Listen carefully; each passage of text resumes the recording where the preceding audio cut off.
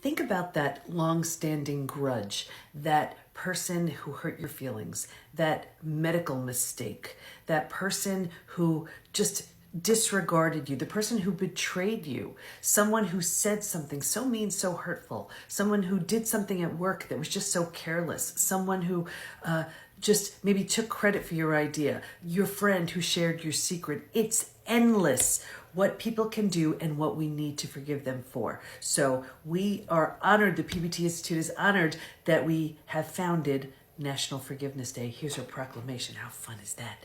And we're celebrating September 1st through 21st with the 21-day forgiveness journey. What we're going to be doing is seeing, is it possible to move from angry, bitter, and resentful to more forgiving and free with intention and group support? We're going to do it together and we're going to see. We're going to be using our forgiveness tracker every day too. So you need to have that to be part of the experience.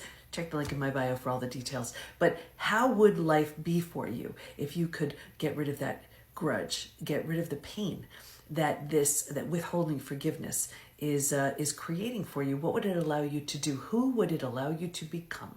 We're going to find out together. So check the link in my bio.